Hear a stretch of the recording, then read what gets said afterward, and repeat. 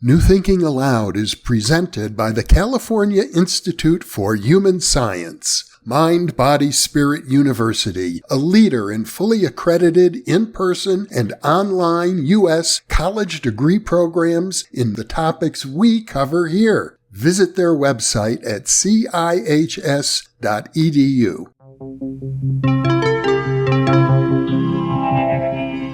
Thinking Aloud. Conversations on the leading edge of knowledge and discovery with psychologist Jeffrey Mishlove.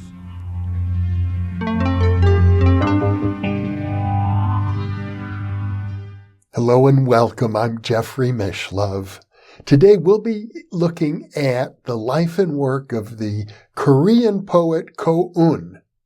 My guest is Gach, who is an adjunct faculty member at the University of San Francisco.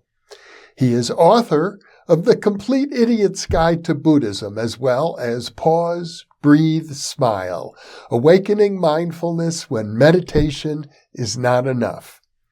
He is editor of What Book? Buddha Poems from Beat to Hiphop. He recently served as co-translator for Hafiz's Little Book of Life, and he is the co-translator of 3 Korean books of poetry by Ko-un. Gary is in San Francisco, and now I'll switch over to the internet video. Welcome, Gary. It's a pleasure to be with you once again.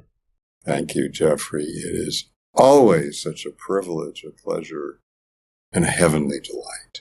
Well, we've done a previous interview on the great Persian poet Hafiz, and today we're going to talk about a great poet from Korea, Ko-un.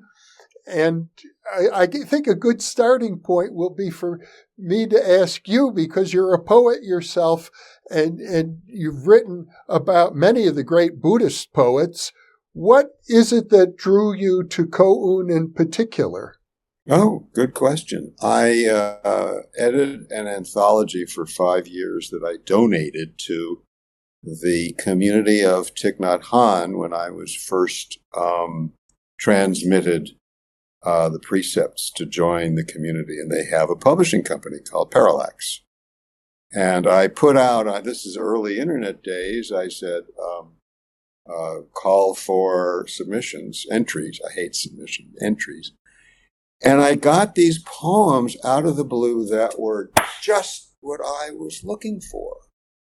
I could read a couple now, but I'll save it for later. I wrote back and I said, these are amazing. These are Zen poems in our present day. Tell me more. And the translator said, well, we have a whole manuscript of these. And that led to my showing Parallax that manuscript, which they later published, and my correspondence with the translator who just won the Manet Award this year. Manet is the great Korean poet and activist. And in our correspondence, Brother Anthony and Sanjay, he's a brother of the Taizé order, right? Who practice just the simplest form of devotion. It's neither Protestant nor Catholic. Anyway, Brother Anthony N. mentioned another book that I found one for the Zen poems, and he wanted to find a publisher for another, and we started working together on polishing the other manuscripts. But it was this initial Shazam kind of a bolt of lightning out of nowhere, unexpectedly, that led me to him. So he kind of grabbed you. It was like 2 arrows meeting in midair. I understand that his life story embodies many of the ups and downs of the history of Korea, or what we now think of as South Korea. That's right. Well, we now think of it as South Korea. That's right. May I, in a nutshell? Because I myself had already been briefed by having been the English collaborator on an encyclopedia of Korea, culture, history, the whole thing. And until then, I had no appreciation or understanding or recognition of the unique nature of Korea, her people, which is not Japanese, which is not Chinese. It's Korea. You know, they had Zen for 100 years before they gave it to Japan, for example. Anyway, to put it, you know, briefly, I can't put it in a few words, but there were a whole period where Korea was not on the map. There was no Korea. There would be people who sit outside the UN hoping that when people came out, they might pull on their sleeve and say, help, help. And there was a huge underground, strong movement to shake off Japanese colonial imperial rule. Koan grew up in that period. And during that period, you couldn't speak your native language. You had to speak Japanese. But he was taught Korean in secret from a relative. And he also learned Chinese. He was a great scholar as a young man. And when the occupation ended, the United States helped withdraw troops up and down. Sorry, from a certain line, the United States says, okay, we'll help bring the troops out from here down. And Russia said that they would do the same from the same point up. And that line became what's now the DMZ, the demilitarized zone, because shots were fired across that line. Who fired first is still, you know, kind of vaguely controversial, but it started the Cold War. So here, after so-called liberation, the Koreans were now suddenly divided into North and South. They had relatives on the other side now that they couldn't see, and their nation was split in two. During the so-called Korean War, Cohen was conscripted. He was carrying corpses on his back. The horrors were such that he became a Buddhist monk. And he rose to in this hierarchy of Korean Buddhism. And we don't say Zen because that's a Japanese word. It's Son. He protected a monastery that preserved the entire Buddhist canon as woodblocks, the Tripitaka, from invasion. He was a very, how do I put it? He was a very strong Zen master, Son master.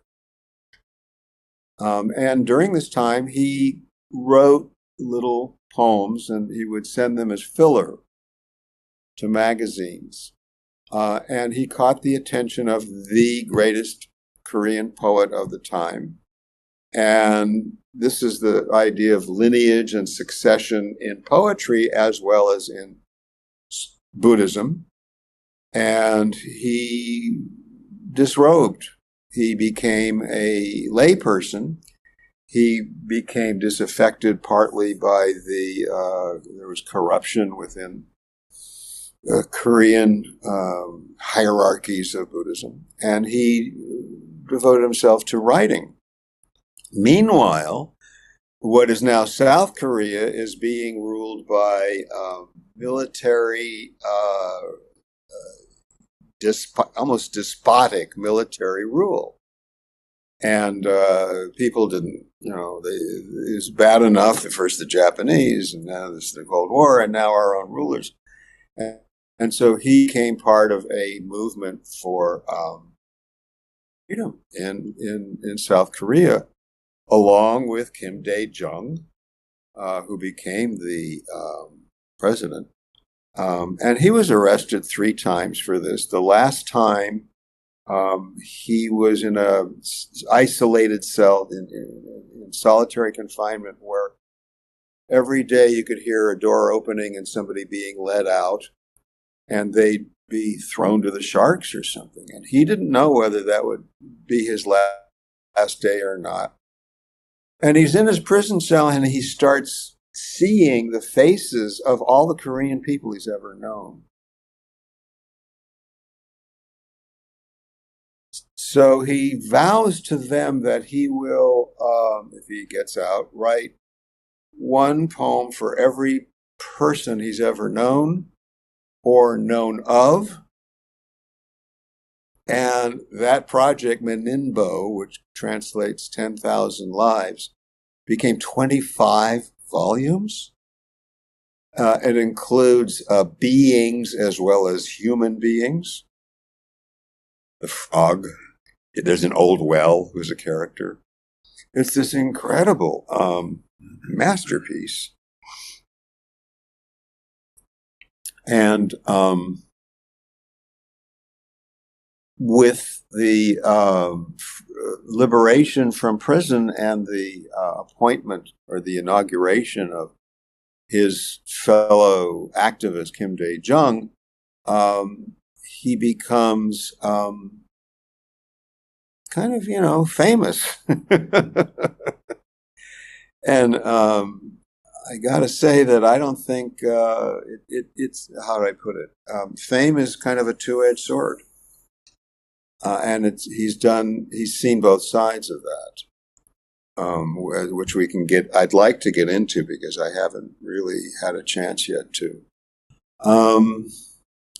So it's worth my pausing here to mention about Korea and its culture, its civilization, that two things. One, they have the greatest writing system on the planet. The king, Haejong, commissioned people to create a new writing system because they didn't want to use Chinese, which they were using. So they created a pictogrammatic equivalent of how sounds are produced in the mouth. So, for example, if the tongue is in the back, here's the tongue, and the tongue, it's the N sound. Or here's a more obvious one. This is an S because it's the teeth, and you see the tooth. So they have this, and vowels are abstract, but they reproduce all the consonants with pictorial representations of how sounds are produced by the body, and are able to now not only write the Chinese words in their own language, but their own language, and the sound of the cows in the field and the wind through the trees. It's just amazing. And they are, as of today, the most literate country in East Asia per capita, and yet they've never been recognized as such. Japan has a Nobel laureate, China has a Nobel laureate, and Ko-un became the de facto poet laureate, and at a Frankfurt Book Fair one year, which is the big international festival for books. The Korea floor of the hotel that they were on had all of the books that Ko-un had published in all languages, and it filled the room.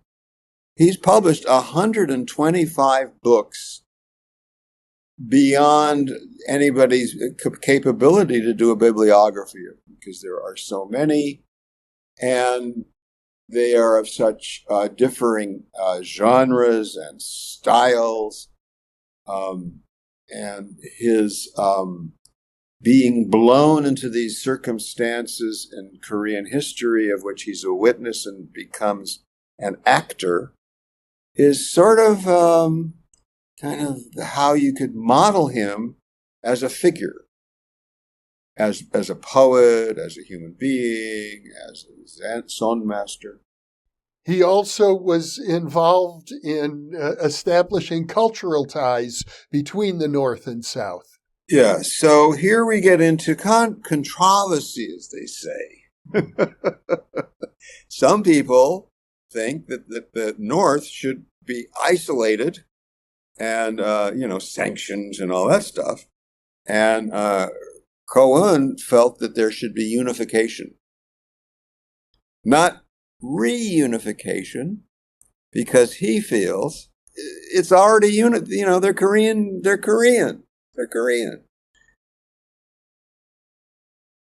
And he did, that's kind of remarkable to see what the state of the two are at, is he helped create a dictionary of Korean, which was presented to North Korea because their concept of jush, which is that North Korea is maintaining traditional values, whereas the South is selling out to Western capitalist junk.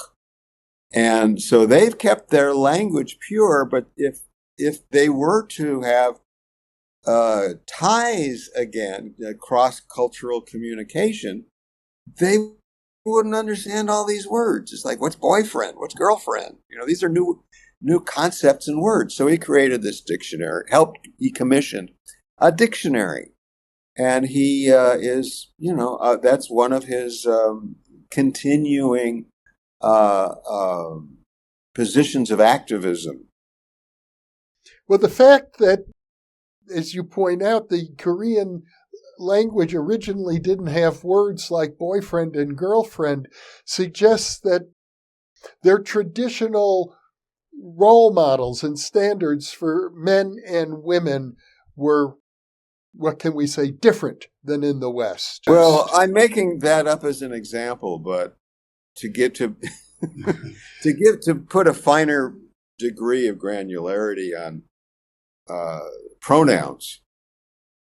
In Korean, they have a very extensive variety of options. So you would say, my uncle's servant would have a particular declension.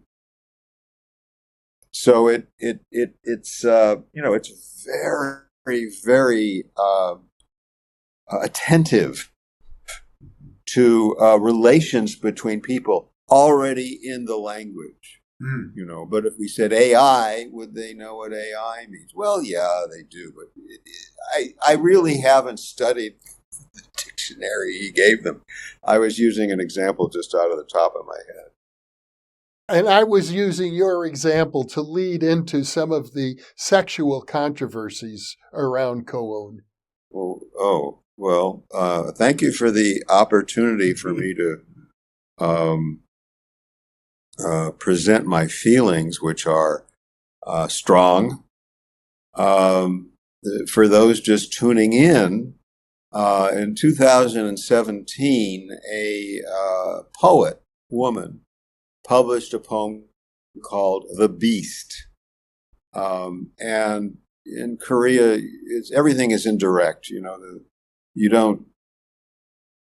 It's like Hamlet, by indirection, find direction out. To tell truth, tell it slant.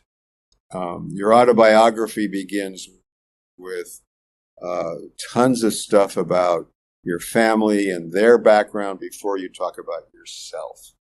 So the poem was taken as a takedown or a calling out of Ko-un's sexual standards, shall we say? I don't know.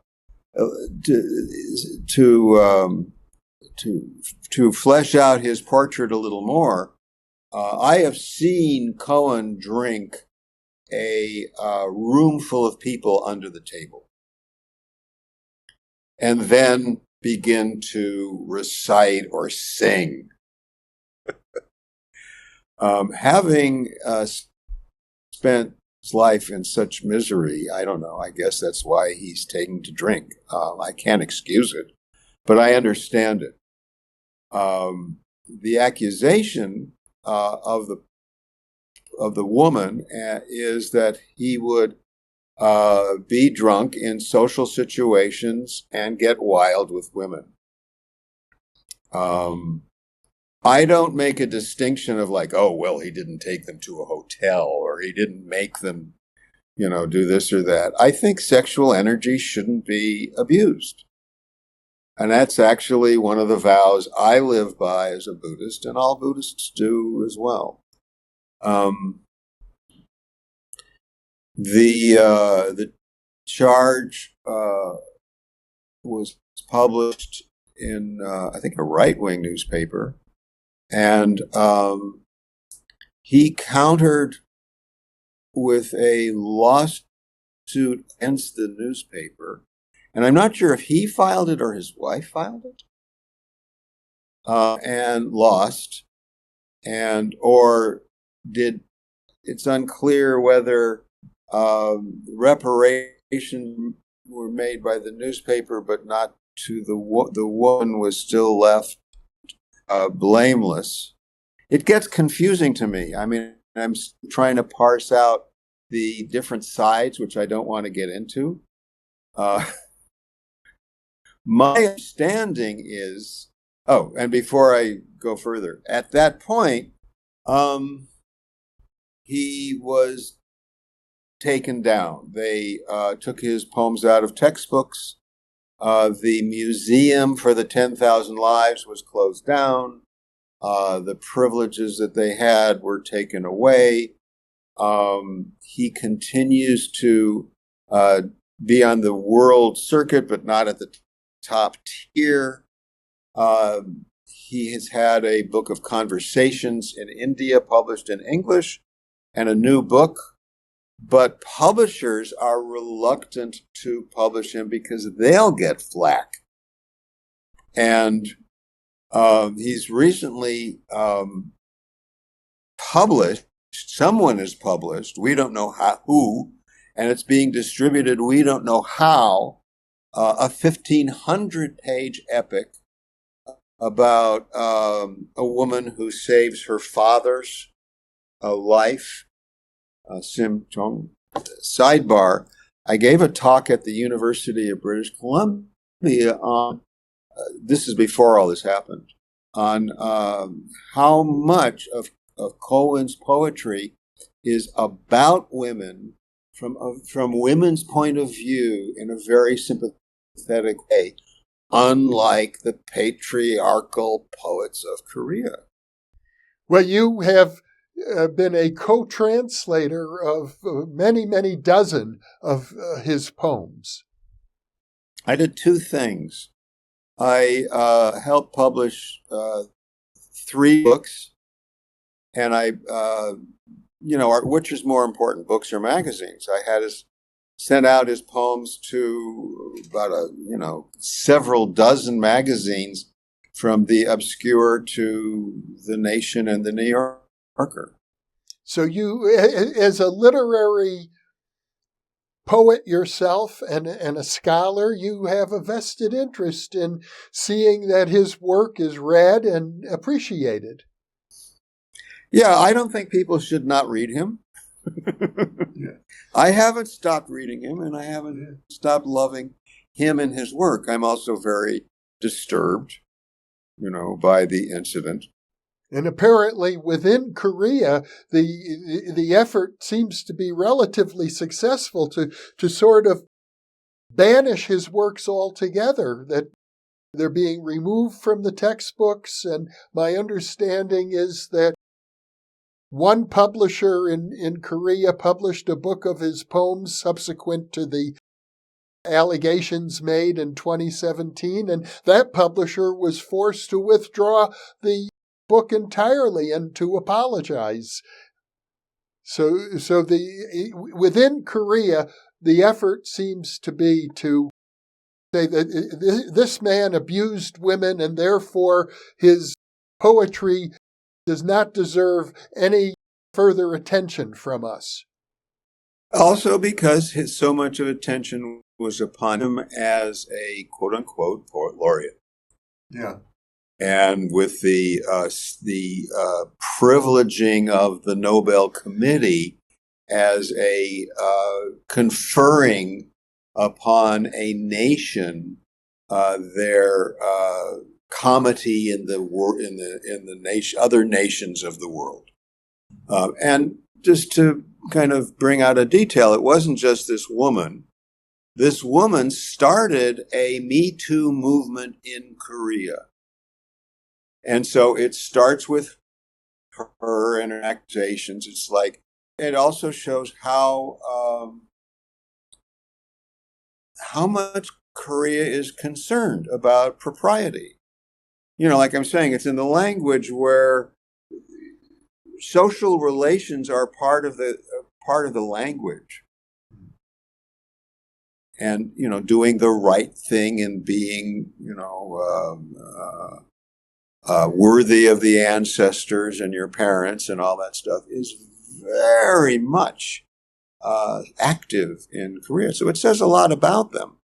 And I gather the charge is that because he rose to a position of great prominence in the literary world in Korea, that young female poets and writers felt that they had to submit to his desires in order to get published. Yeah, I had a letter from somebody kind of, who said something like that to me. I've heard that. Well, I think it's fair to say, and certainly has been reported in the press, that outside of Korea, the controversy hasn't really touched many people. Ko-un travels to different literary festivals and, according to the reports, has received awards at international events. Well, yes and no. I mean, he hasn't had the carte blanche that he did. And on the other hand, he doesn't care one way or another about whether he's being invited to Italy or Kazakhstan. When I published him in all of these magazines, he didn't care whether it was a big magazine or a little magazine. If it sold a lot, he didn't care. I mean, he's just kind of like, it's not like he's cavalier. He's kind of like Hafiz in a way, that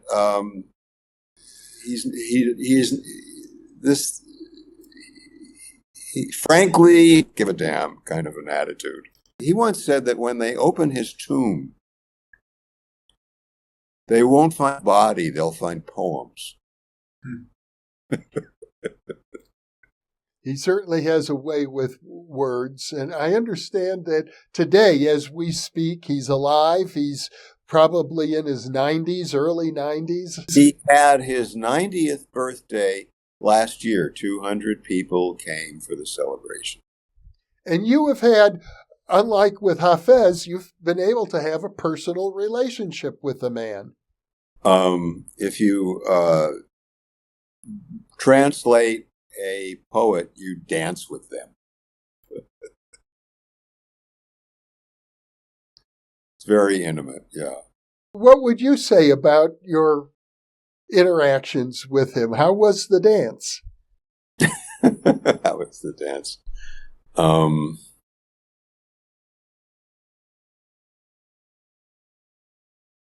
I wouldn't have spent 5 years if I didn't feel that this was important.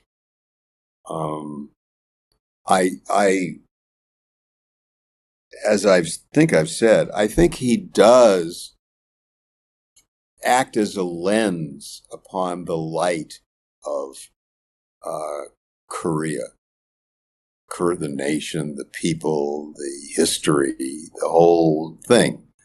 And it's hard to see the light sometimes, and you can only see the colors as it's refracted or reflected. And maybe that's how come he takes on so many different genres that sometimes they call him the ko-uns, plural. But I see him, it's like being connected to a force of nature. This is probably a good time to hear some of his poems. Why don't I give a chronological dance, as it were, starting with his early poems are so delicate, just like nothing else. And of them, I'll read some brief poems. I'll read about 6 or 7 of these from Sonoya. I'd like to buy her some toffee, but I don't have a daughter. So I pass a sidewalk store in autumn. Late one night, I seemed not to exist. Turning over, forget the sound of rain, I resolved. Forget even the sound of rain next year and the year after. A man whistling as he cooks seaweed soup after his young wife has given birth. Frogs croaking in flooded paddies. If there really is a world beyond, echo far enough so my dead brother can hear.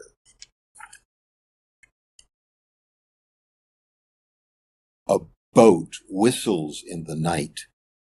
For a moment, I too long to sail away, but merely pull the blanket up over the kids.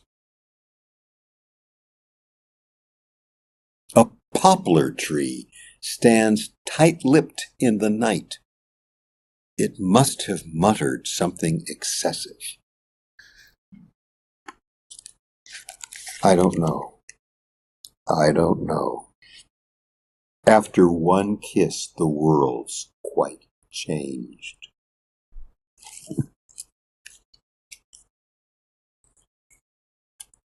These are from Songs for Tomorrow, collection of poems, 1960-2002, translated by Brother Anthony of Taizé, Professor Youngmoo Kim. It was actually a troika, and myself, with an introduction by Go-Un. It's published by Green Integer.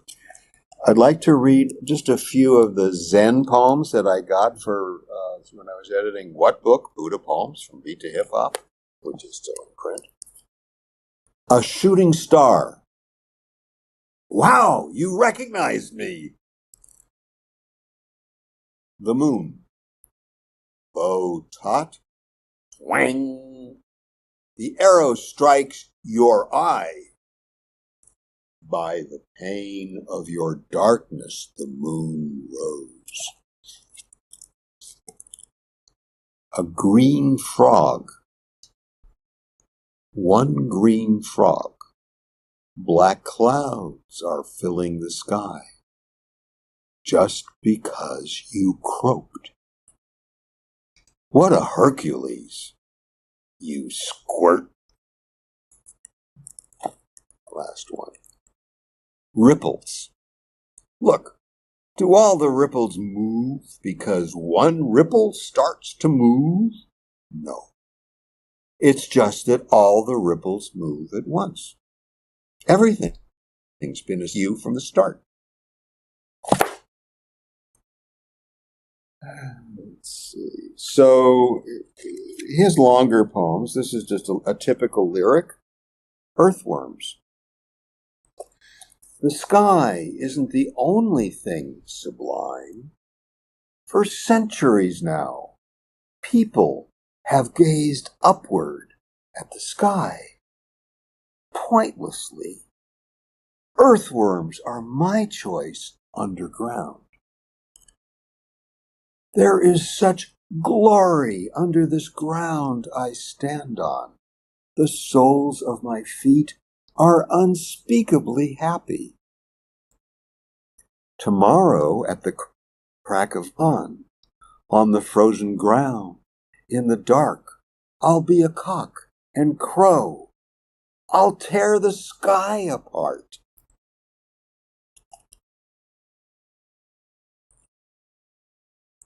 There are so many different kinds of poems by Koun, but the really great ones are the ones from 10,000 Lives. I'll read one or two, if I may. So I'll read it from this version. This isn't in the collected. There's 2 volumes of this, 10,000 Lives. In English, I worked on one of them. This is Headmaster Abe. Headmaster Abe Sudamu from Japan, with his round glasses, a fearsome man, fiery hot like the spiciest peppers. When he clacked down the hallway in slippers cut from a pair of old boots, he cast a deadly hush over every class. In my second year during ethics class, he asked us what we had hoped to become. Kids replied, "I want to be a general in the Imperial Army. I want to become an admiral. I want to become another Yamamoto Isaroko. I want to become a nursing orderly. I want to become a mechanic in a plane factory, make planes to defeat the American and British devils." Then Headmaster Abe asked me to reply. I leapt my feet. "I want to become the emperor." No sooner were those words spoken than a thunderbolt fell from the blue. "You have formally blasphemed the venerable name of the Imperial Majesty. You are expelled this instant." At that, I collapsed in seat. But the class master pleaded. My father put on clean clothes and came and pleaded. And by the skin of my teeth, instead of being expelled, I was punished by being sent to spend a few months sorting through a stack of rotten barley that stood in the school grounds, separating out the still usable grains.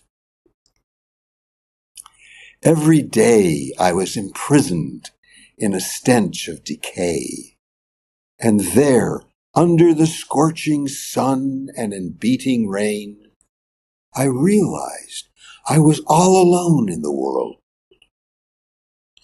Soon after those 3 months of punishment were over, during ethics class, Headmaster Abe said, "We're winning. We're winning. We're winning.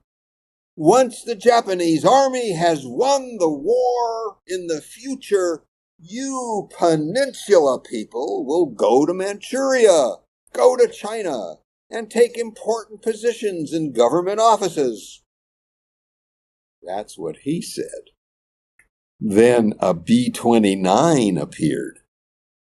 And as the silver 4-engined plane passed overhead, our headmaster shouted in a big voice, "That's the enemy!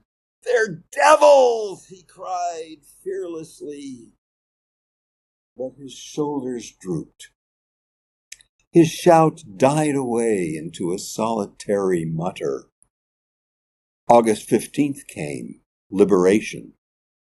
He left for Japan in tears. Very touching. I'd be delighted if you want to read another. Well, here's another from 10,000 Lives, and I can think of a shorty, too. Okay. This is one of the early ones. This is, like 25 volumes, and he started early. It's a lovely frame tale. Saman's grandmother. Stories from days of old, long, long ago. The stories I heard while early mosquitoes bit my infant skin in summer, as the crepe myrtle trees at Zhangtam bloomed in thick clusters of pink flowers. Long, long ago, an elderly bachelor and his old widowed mother lived together in a village. Maybe Cholchong was king or Kojong, no matter. Every tale was a tale beginning long, long ago. One day when snow was swirling down, one endless day, though the stove had gone out and the room was icy. Saman's old grandmother, with her broad, pockmarked face, told a tale of an elderly bachelor of long, long ago, joining to it this time a tale of a spool of silk. Long, long ago, a boy was living in a village. His sister was carried off by bandits, but in this emergency, she unrolled a spool of silk, so behind her, he set out after her, following the thread over hills and streams until it dropped 10 fathoms into a well. Descending into the bottom of that well, he found a door in the rock. And there lay another world. While it was midwinter in our world, peach trees there were in flower. He found his sister. She was due to become the bride of the bandit leader the following day in a wedding hall hung with red and blue lanterns. For goodness sake, let's go home, quick. He carried her home on his back over hills and streams. She became the bride of a bachelor in the next village. He married a moon-faced maid, also from the next village. They ate well, lived well, survived to an age of 185. So the story went. She was such a great storyteller. She would bewitch our eyes. We kids used to glimpse the whole wide world in her blackberry black eyes. When she died, it seemed she was eager to go on telling tales, because she died with her mouth open, and no matter how hard they tried to close it, it kept falling open again. It's very poignant. He runs the gamut. He has a poem about snowflakes falling in a well. And as they fall on each other in the well and dissolve, the stillness. I could read an activist poem where we're arrows. We're arrows of blood, you know, and he has all these different poems. But if I could only read just one, I'll read Soul. We were beetles. We were moths. We were pine crickets. We hurled ourselves blindly at every kind of firelight. After dying, we came back. We're newly teething babes. We're tossing waves all night long, unsleeping. You and I in those days. Gary, these are wonderful poems. Like Saman's grandma, I could go on all night. Well, okay, one more. Well, I opened it up at random, and they're all so good. This is Untitled. Here's an unfashioned... I'm sorry. Untitled. Here's an old-fashioned poem of the kind written before 1950, usually entitled Untitled. One day I took a pebble from an East Sea beach and put it in my pocket, but it jumped back out, shrieking. As it hurtled off into the distance, it failed to make the least sound. It had no idea of the strong emotions I was longing for. Out at sea are flocks of seagulls, ready to peck out and swallow facile words. There's a real sense of humor in much of these poems. I can see that. And, I gotta say, Headmaster Abe is such a Korean story, which is what enables it to be so universal. The whole book or his poetry are so Korean and so universal. And in that lays one of the great, I think, secrets of what makes creativity important. It isn't trying to achieve anything. It's just coming so deeply from within that it resonates with everyone else. Well, Gary Gach, once again, a delightful time. It's more than a conversation. It was a conversation and an aesthetic experience of the highest order. My friend, thank you so much. My pleasure, and I thank you from the bottom of my heart. I say that to all the interviewers, but to you, I really mean it. Thank you, Gary. And for those of you listening or watching, thank you for being with us, because you are the reason that we are here.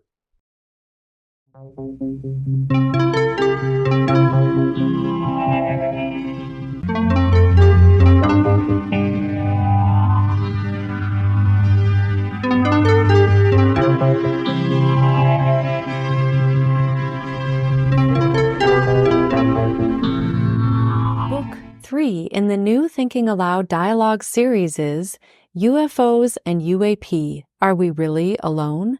Now available on Amazon. You can now download a PDF copy or order a beautiful printed copy of issue 6 of the new Thinking Aloud magazine.